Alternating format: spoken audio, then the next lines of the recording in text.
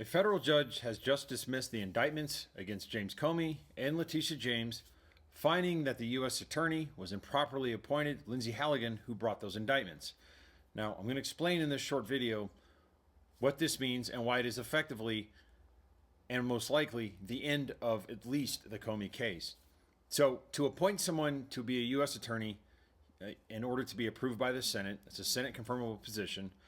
The president, here Trump, has 120 days in which he can have an interim U.S. attorney act in that role even though they're not confirmed by the Senate.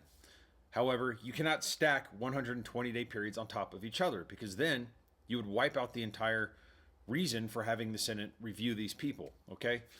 Now, what happened with Halligan is the first guy gets in there, his 120 days is expired, and after that, Trump puts in Halligan as in, quote, interim U.S. attorney.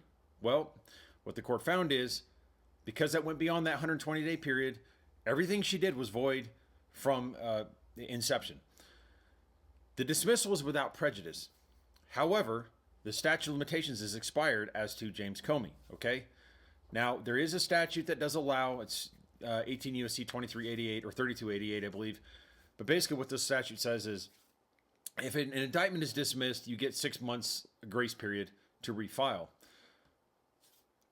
There's a lot of reasons why that may not apply. But even if it does, the U.S. attorney, when that 120-day period runs out, is then appointed by a panel of district judges. And they're not going to put in someone in Halligan's place in the office where the Comey indictment originated who is a political hack of Donald Trump. Meaning, even if there is a 6-month grace period, which there probably is not, the case is effectively dead because nobody put in charge of that office by the local federal court judges is going to be the kind of person like Halligan who will bring a frivolous criminal prosecution.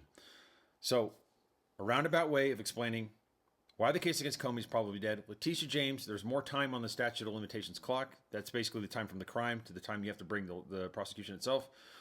And there may be some more wiggle room there, although there's a number of other reasons why both cases, even if they're brought again properly, will be dismissed.